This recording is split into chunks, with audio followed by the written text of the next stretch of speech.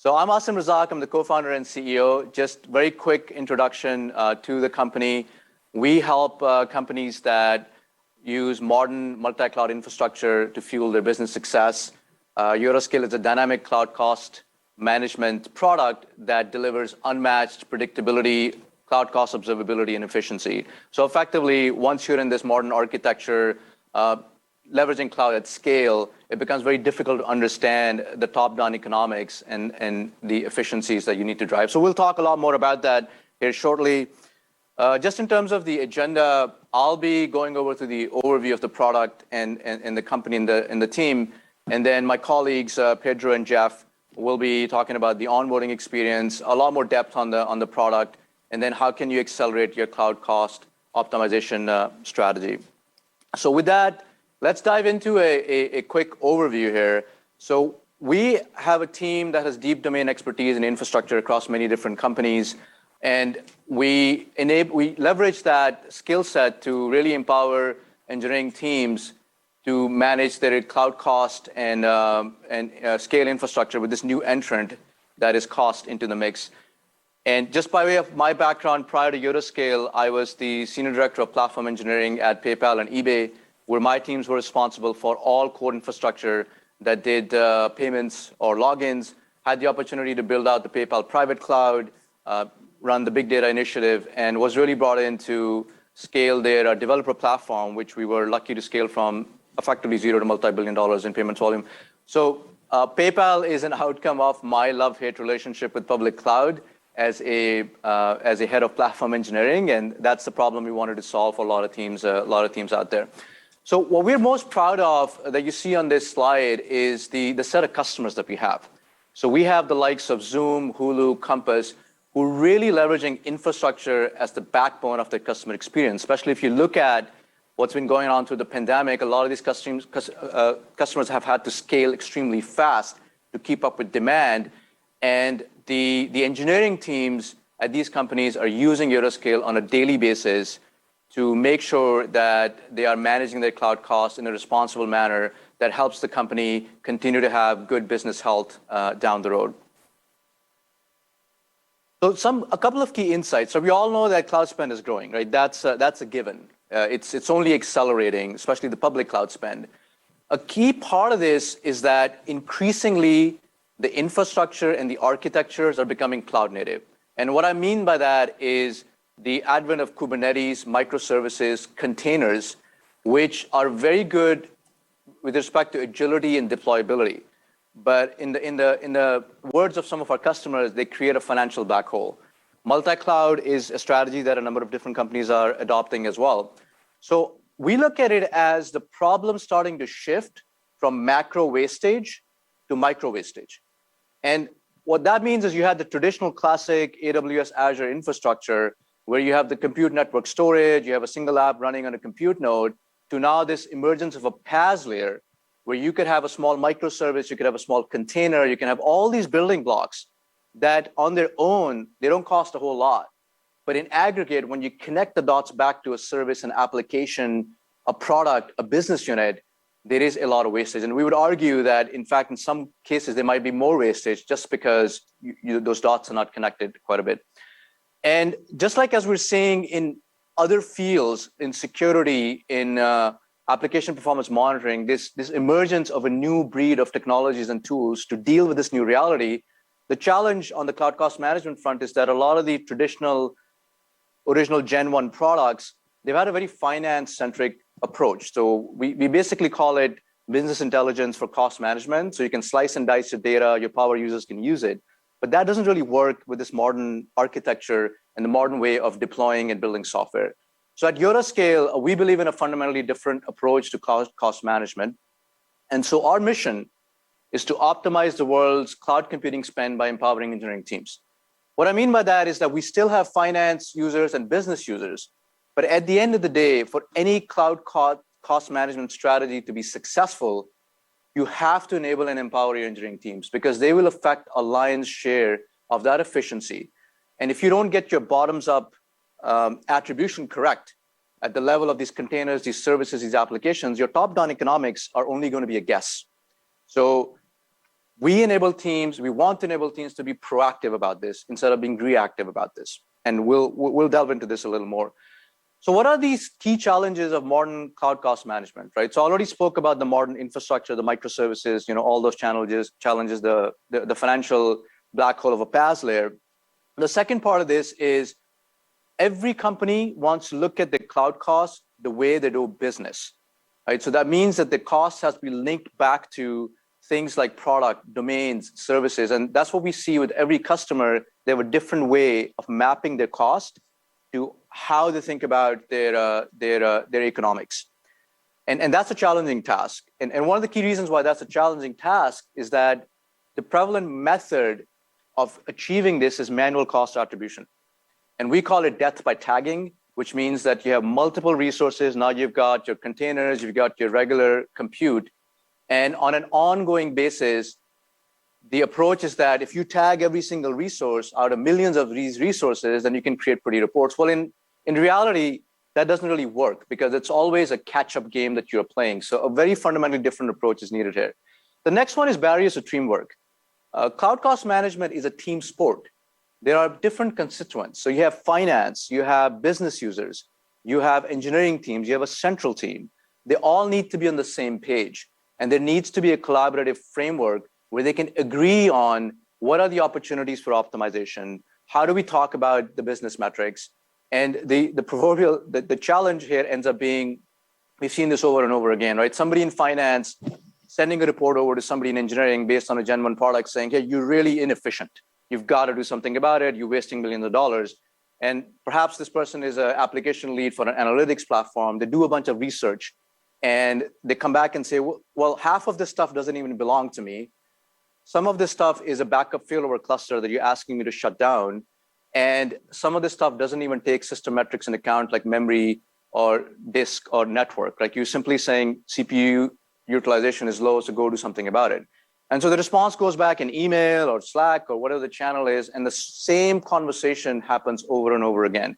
So you need a system of record and a collaboration workflow where all these teams can work together. And then ultimately, it ends up frustrating engineering teams. So our ethos is that you can always trust engineering teams. Sometimes we hear that, well, engineering teams don't care about cost. They do. They want the company to be successful. But the challenge is that they're not enabled with things, the data that's relevant to them, and actionable recommendations that they can implement, and that are not just conjectures, right? So those are some of the challenges that we see. And there's a hefty price of not being able to solve these challenges, right? There's billions of dollars that are wasted, and there are estimates of 30% or so cloud waste.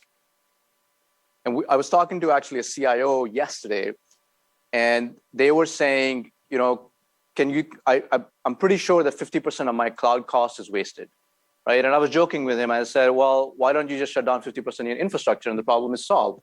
and he said, well, which 50%, right? So therein lies the challenge, like to know which 50% or which 30% of infrastructure is not delivering the business value is a complicated, challenging problem. So what Yotascale does is it encompasses and solves all of these challenges.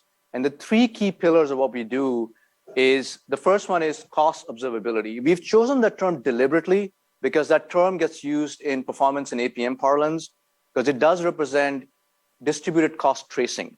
You can't simply leave things at a high level. You have to go down at a system level and understand things at a very, very granular detail level. The second thing there is that a lot of times attribution data for companies lives in third-party data. So you might have a ServiceNow, you might have Active Directory, you might have a CMDB that represents ownership, that represents organizational hierarchy. And that's something we do pretty well. We bring in all that data so that we can map the cloud costs in the context of that data. We also segment the systems in terms of workloads, in terms of application. Like nobody thinks about the cloud infrastructure as, here's a bunch of compute nodes, right? Let's go fix something. I mean, context is important at the team, application, and unit level. The next two things are very simple, right? Like anybody wants cloud costs to be predictable and efficient. So we have this new entrant called bill shock, OpEx, that is constantly be talked about. Every month, I have bill shock, like my costs in the public cloud, I didn't expect it to be this way. So this predictability is important. And some of the key pillars that we provide there are automated forecasting. So we do leverage some machine learning behind the scenes because different applications might have different behaviors, right? You might spend more in the first week of the month as opposed to the last week of the month. So understanding the behavior and giving you the forecasting of where things are and helping you set budgeting is important part of this.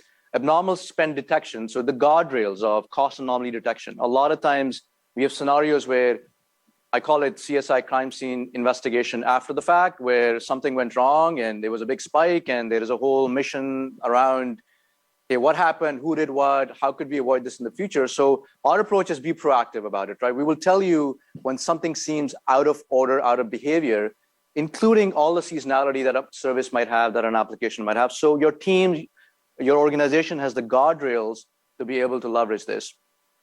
On the efficiency front, it's back to the ethos that I was talking about.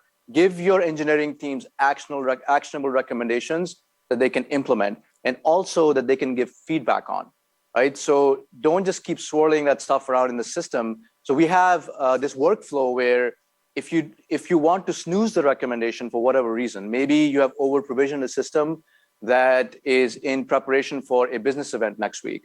Maybe it's a backup failover cluster, maybe something else. We have an adaptive recommendation engine that will constantly learn and think about those things. And we believe in this human machine collaboration, not just, the machine is going to know everything and be able to solve the problem for you. And work within the environment of your engineers, right? So we don't necessarily require to come into Yotascale. We can deliver this stuff in Slack, in Microsoft Teams. You can create a Jira ticket out of it. Like how engineering teams do their work is not just here. So I think this template also fits pretty well in terms of the cloud journey that we see, right? So if you look at the crawl, walk, run, a lot of companies have to start with observability. I need to first understand where the money is going and how do I want to think about it in the context of my organization. The walk part that we see is like, now I need to be able to forecast this cost. I want to set budgets. I want to be able to have more predictable cloud bill over a period of time, do the chargebacks to the teams, give them the guardrails that they need to. And then finally, it's about efficiency. Like, how do I optimize? How do I right size? So I think that cloud journey fits in pretty well with what Yotascale has to offer, that we meet you where you are, regardless of whatever your challenges are. So very quickly, I'll cover a small case study in Hulu, which, of course, they've experienced a lot of amazing growth through the pandemic, but their challenge, Karthik Garg, who is the head of platform engineering, which is usually a key buyer for our product. I mean, there are influencers in finance and other places, but their challenge was that they had started modernizing their architecture. So they started moving into ECS and EKS on the Amazon side, so Kubernetes containers. They were at 20% of modernization, and they were going to go up to 50% over a period of a few months. So it was the same challenge. It was like, this is a financial PaaS black hole, and Karthik had a team of 1,000+ engineers, right, that he wanted to make sure that they understand what their specific cost is. He was also getting questions from finance and business users on profitability, on margins, and Hulu has a specific way of thinking about their cloud costs, right? So this is with respect to domain, product, services, and teams. So it was a multi-fold challenge, bringing all these teams together, making it self-service accountable. And what we were able to do there is a very quick POC that showed the value to the point where the containerized workloads that these teams were managing, we're able to show them what is reserved, what is utilized, what is not utilized. So this is, mind you, this is not the cloud provider's reservation. In the container space, you reserve container capacity, and then you utilize container capacity. So that micro wastage I was talking about, being able to connect those dots and say you're extremely over-provisioned here. So the team started taking action on their own once they started seeing the data. So just the observability alone was pretty key and critical in them trying to optimize this down the road. And the traditional approaches, which we call the BI for cost management, didn't really work in this case because they require a lot of configuration. They require a lot of slicing and dicing of the data. A lot of times companies need something that is just out of the box, works for them. So very proud of the fact that we've been able to get them on a pretty effective path on their cost management journey here. So the key differentiators for us what are the three key things I want to leave you with? So then I transition into my colleagues, double clicking into a lot of this stuff. Is the first one is the automated cost attribution engine. So if you don't get this right, nothing else is going to matter. So what we're able to do is take your dynamically moving cost, leveraging your third-party attribution data, and bringing it all together to deliver more than 95% accuracy on an ongoing basis without requiring a ton of manual cost attribution and chasing this target all the time. The second key piece is that, which I've mentioned, is deep technical support for modern architectures, microservices, containers. No matter where you are in your journey, eventually you're going to have to go through that just to keep up on the agility and deployability. So that is pretty key. So as I mentioned, while these technologies are great for agility and deployability, they do create this financial PaaS black hole that needs to be solved. And then finally, earning engineering trust. Because if you don't earn their trust by giving them the right data at the right time, then they are not going to be able to help you move your strategy forward. So the way we do this is highly actionable recommendations. We bring in a ton of system data. We look at the profile of the different services and applications to see, is it memory bound? Is it IO bound? Is it network bound? And then based on that, we give you scenarios. So it's back to the respect to the engineering teams to say, we understand your world.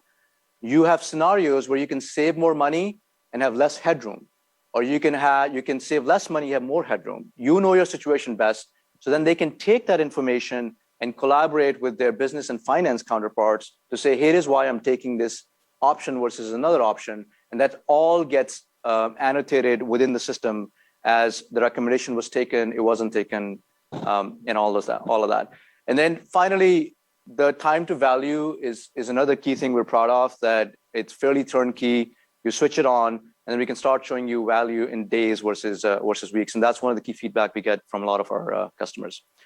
I have a few questions about the percentages on this slide, just some understanding what they mean. So Ned Bellavance, the 95% cost accuracy, how is that being measured? What does that percentage actually mean? Yeah, what that means is that you have a collection of many, many cloud resources, right? So in some cases, it might be millions. And ensuring that every single resource gets mapped back to a larger concern. So we have multiple levels of hierarchy. Well, you'll see the demo from Jeff and Pedro. So at the very top level of the hierarchy, being able to map every single resource with 95% accuracy or more. I mean, the reason for we're not able to go all the way to 100%, of course, you want to shoot for that, is that some resources are not taggable, or there are situations where you're not able to allocate that cost. On average, in our data set before Yotascale, we've actually seen 50% allocation at best. So think about 50% of your cost is a black hole. You don't understand where it's going. So you can't measure it, you can't optimize it. So does that help answer? Okay, so I think that puts the right context in for me, that you're automating tagging or some sort of allocation, and 95% of that is accurately allocated to the correct business unit or project, or however you're dicing the cost. That's right. What does the 100% engineering team trust mean? What that means is, where it's coming from is that the traditional approach to cost management actually creates distrust with engineering teams, because they're having to go in an uphill battle with the more of the power users or some of the finance users who leverage that to say, well, you're underutilized, or you're not really doing your job. And the challenge is that it creates more work for them to go prove that that's not the case. What we're saying is that we have time after time, in terms of our customers, the engineers come in for the data because they believe in the data, they trust in the data, and they believe in the recommendations that are being provided to them as being actionable. Right? So that's the trust curve. That's very, very important, because once engineers write you off, like, it's a big problem, right? Because they be like, I don't want to deal with this anymore because you just keep hitting me up with the same thing over and over again. Mm-hmm. So that's where that's coming from. And that's, again, a key ethos for the company, is to gain that trust so then they can collaborate with the rest of the stakeholders. Okay, thank you.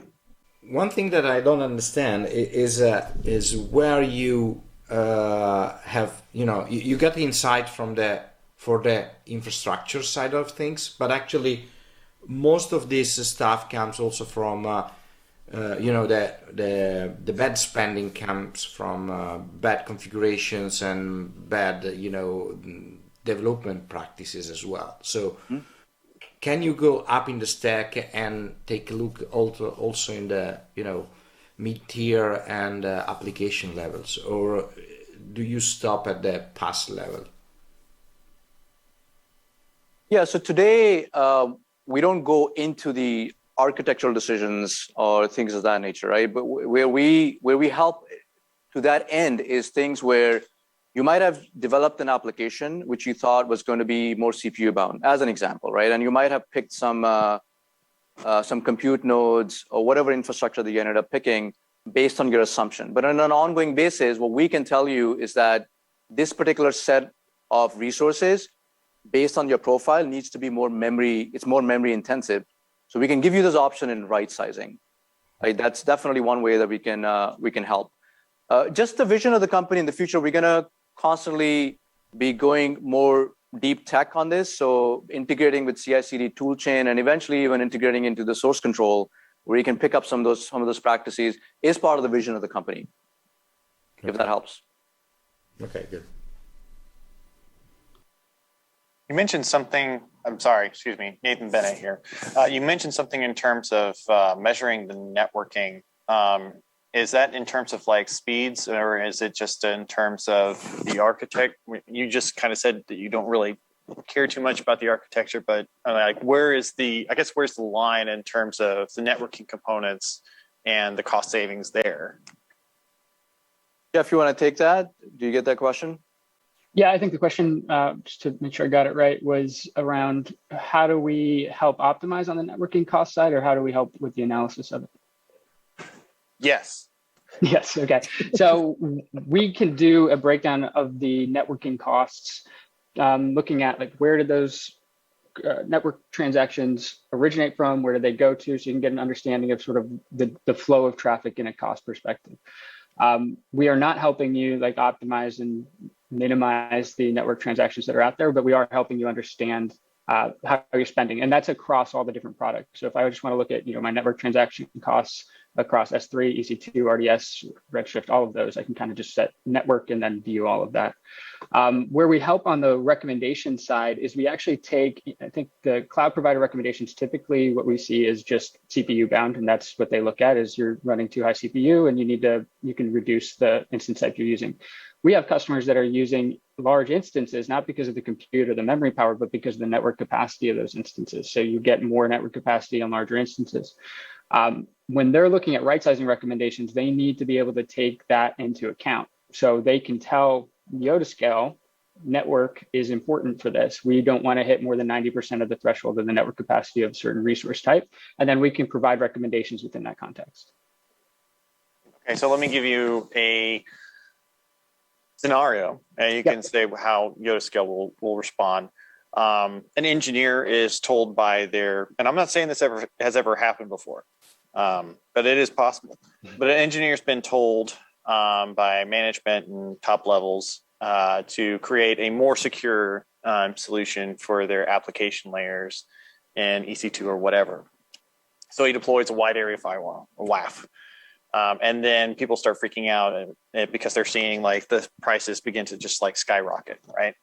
Would Yotascale say, hey, wait a second, prices are skyrocketing because of this, and say maybe you should look at a different solution and give a recommendation there? Or would it just kind of assume that that needed to be there anyway? Yeah, good question. Actually, where this would get caught would be in something like anomaly detection, where we hadn't seen WAF spending previously. We would identify, hey, there's been a cost spike.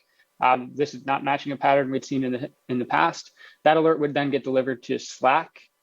Depending on tags on the WAF itself, we potentially get it to the right individual, or it can go to sort of a shared Slack anomaly channel. That would then alert you to not just the cost spike, but also what was the resource ID that was behind that. Where we stop is there. We're not getting, with WAF in particular, we're not getting to the point where we're saying, hey, here's an alternative option for you from a WAF or networking perspective. We focus on more of some of the building blocks like EC2, right sizing, RDS, right sizing, and termination. So you just mentioned one thing, and this will be my last question, I swear. Sure. But I really like what you just said about the spike. Will Yotascale just respond and shoot up flares when they see a spike anywhere in the account and just be like, wait a second, something's happening. Hey, someone needs to look at what's happening here and point it to you said the resource ID, so Yep. point directly to it. Yeah, absolutely. So we actually look at it from cost data is our primary focus. So we look at the cost data, and where we see something that doesn't match a pattern of spending in the past, we alert it. And that's not just like overall spending, like you spent $100,000 today and you spent $101,000 tomorrow.